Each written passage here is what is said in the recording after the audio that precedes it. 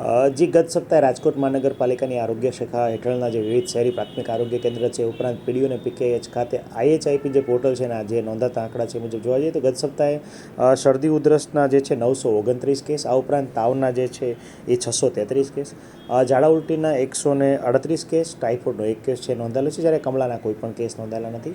આ ઉપરાંત જોવા જઈએ તો વેક્ટર-બોર્ન ડિઝીઝ એટલે કે વાહકજન્ય રોગચાળામાં જોવા જઈએ તો માત્ર ડેન્ગ્યુનો 1 કેસ નોંધાયેલો છે, જ્યારે મેલેરિયા કે ચિકનગુનિયાના કોઈ પણ કેસ ગત સપ્તાહે નોંધાયેલા નથી. આ ઉપરાંત જોવા જઈએ તો હાલ જે છે મચ્છરજન્ય ઉપરાંત પાણીજન્ય રોગચાળો ટાળવા માટે અમારી આરોગ્ય શાખાના મલ્ટીપર્પઝ હેલ્થ વર્કર આશાબેનો દ્વારા અને ફિલ્ડ વર્કર દ્વારા ફિલ્ડ સર્વેલન્સની કામગીરી છે એ સઘન કરવામાં આવી રહી છે.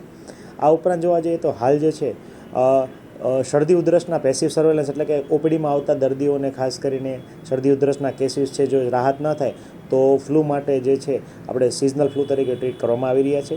આ ઉપરાંત તમામ કેસ જે છે ખાસ કરીને વર્સન કન્ડિશનવાળા તમામ કેસનું પણ ટ્રેકિંગ જે છે એ કરવામાં આવી રહ્યું છે. આ ઉપરાંત જોવા જઈએ તો હાલ જે છે વેક્ટર-બોર્ન ડિઝીઝ માટે પણ સઘન સર્વેલન્સ ચાલુ છે. ખાસ કરીને જોવા જઈએ તો હાલ જે છે ડેન્ગ્યુના કોઈ પણ કેસીસમાં જે છે આપણે ઘણો બધો ઘટાડો જે છે નોંધાયેલો છે. હાલ જે છે સપ્તાહમાં ડેન્ગ્યુનો માત્ર 1 જ કેસ નોંધાયો છે, જે આપણા માટે સારી બાબત કહી શકાય.